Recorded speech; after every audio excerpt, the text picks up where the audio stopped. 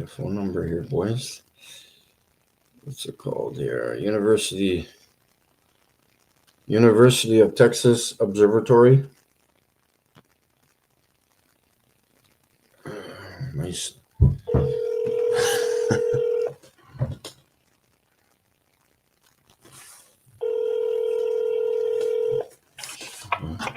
Observatory information desk may help you. Oh, beautiful. You're the actual inside the observatory itself? Well, I'm at the visitor center. Oh, okay. Is the observatory actually open like tonight? No, not tonight. Oh, okay. It's only open we're open Tuesday, Friday, and Saturday night. Okay, cool. And is it so are you part of the astronomy group there? Like, would you know anything about stars if I asked you some questions? I'll do my best, but no, I'm not. Okay. The astronomy group. Yeah, I'm just wondering if anybody there has actually recorded a video of a galaxy, because it seems like everything that you get from NASA or from any astronomer, it's always a picture or a image computer generated on a computer. I'm wondering if they have any videos of, because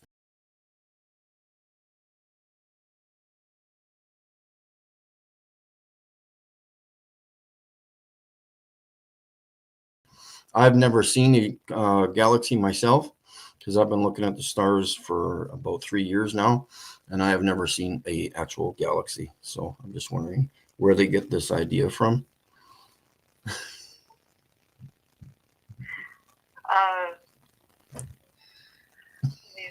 I don't know that they've ever done video footage. Yeah. Yeah, hang on. Yeah, for sure. I've got a program person here. Yeah, sure. Oh.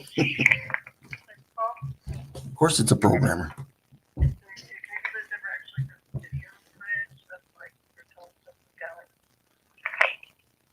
Hello. Hey, how you doing? Hey, how are you? Oh, I'm doing quite well, actually. Yeah, I'm just kind of phoning around to some of the observatories, because I've been watching the skies for about 3 years or so with my big binoculars, and so I use my cell phone to zoom into the sky, and I've never recorded or seen a galaxy, so I'm just kind of wondering why they're not there, because I've recorded the entire sky from horizon to horizon, or should I say curvizon to curvizon, because the horizon is actually horizontal. But so I'm just wondering, do you actually, you're a like, do you edit your stuff to put in the galaxies, like with computer software? So looking into galaxies is very, very hard to do. You need a very, very big telescope, like our research telescopes and special instruments, to get close enough. Even then, it's hard to look past, like what individual stars in a galaxy.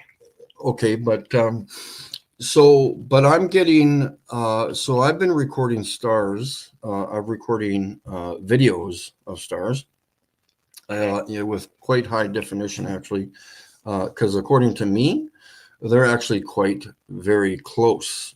I do not need the use of a ginormous telescope, because the only thing that allows you to do is see more of the sky. I don't want to see more of the sky. I want to see less. I want to see it in more detail. So that's why I use binoculars.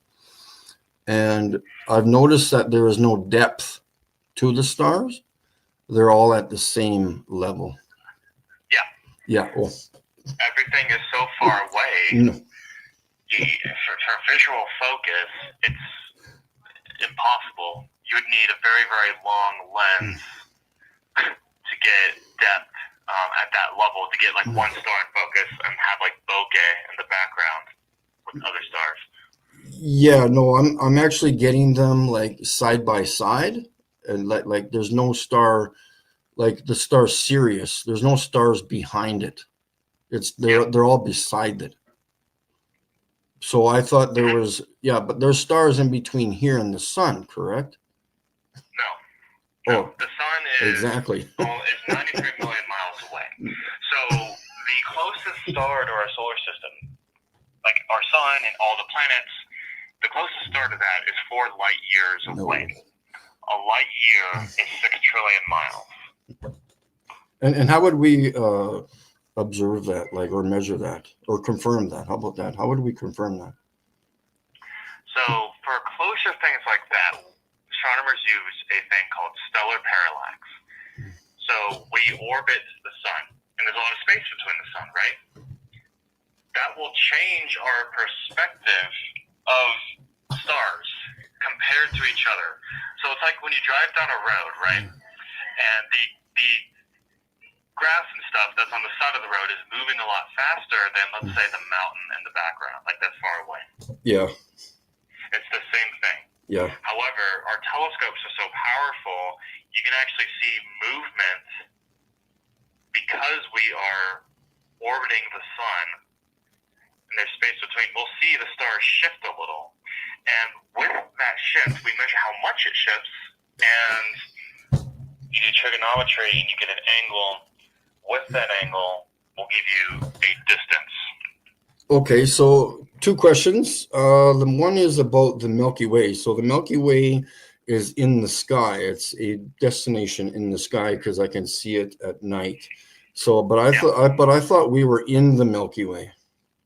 We are in the Milky Way. So why is it a separate part in the sky then, and rotates around us like a clock?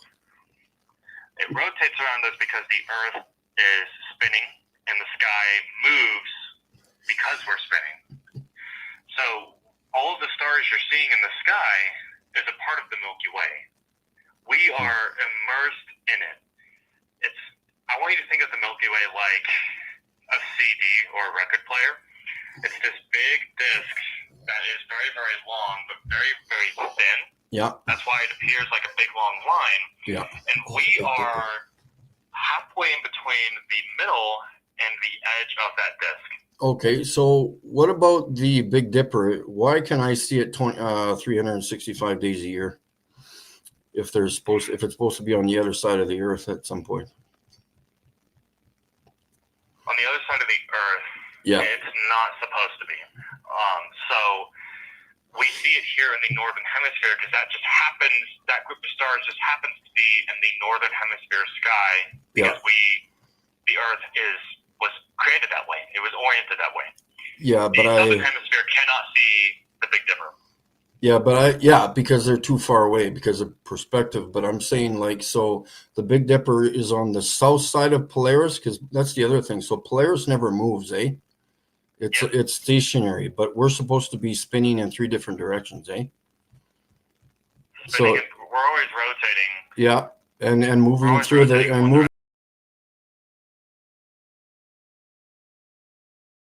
moving through the Milky Way galaxy. Remember, we're moving through the Milky Way galaxy too. So how does that star stay with us directly north of the North Pole? Because those stars are moving with the galaxy too. Yeah, but they move. Polaris never moves.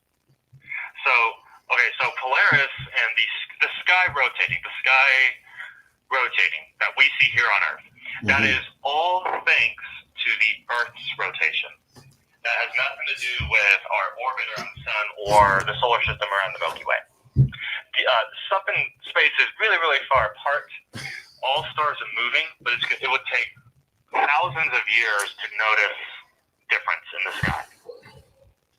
Okay, now my last question, the kibosh of all questions.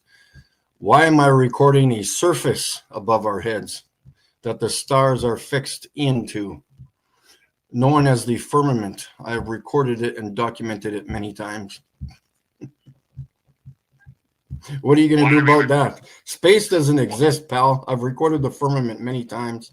The lie is up. I'm suing Canadian Space Agency for millions of dollars. You know that? I love your cartoons. Stop using CGI. I'm actually tired of it. Thank you very much for your time. Oh my God. I can't handle it, guys. I recorded the firmament. Space is not there. He even agreed. Yes, the stars, there's no depth to the stars. No, well, there has to be. I can't.